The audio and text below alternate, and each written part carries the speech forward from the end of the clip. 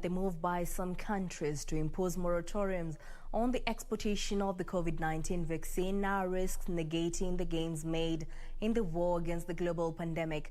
The experts are calling for the sharing of available jabs with developing countries to prevent them from becoming breeding grounds for deadlier COVID-19 variants.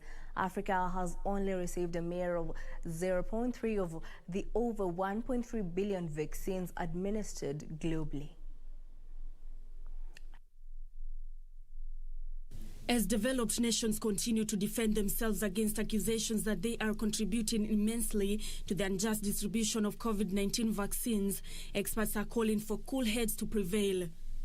Out of the 1.3 billion vaccines administered so far globally, only 0.3% has made its way into developing countries. The AIDS Healthcare Foundation is calling on world leaders and vaccine manufacturers to vow to protect humanity by providing equal access to the jab.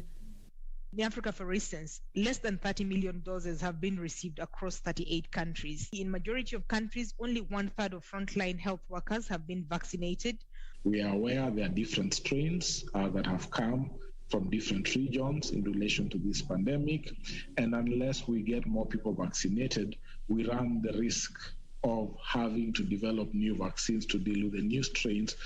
Jeffrey Mfalile, the Vice President Research at the South African Medical Research Council, says a number of developed countries are now focusing on vaccinating their young population instead of sharing the jabs with other countries who are yet to inoculate their vulnerable population. They should be able to share these vaccines with the rest of the world before they start vaccinating the younger population, because the risk is definitely not the same. Christian Happy, a professor of molecular science and genomics, emphasizing on the need to vaccinate the globe as countries left behind were at risk of becoming breeding grounds for new variants.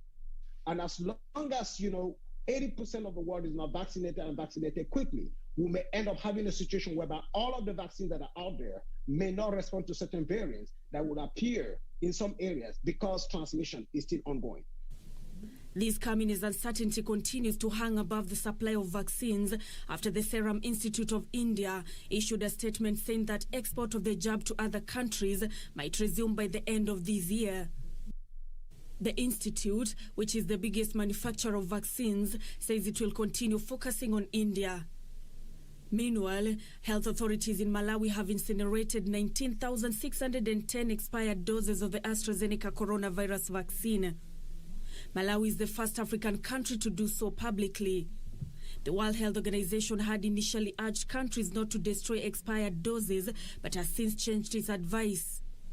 Uptake of the vaccine in Malawi has been low, and health workers hope the move will increase public confidence. Nancy Okware, Channel 1 News.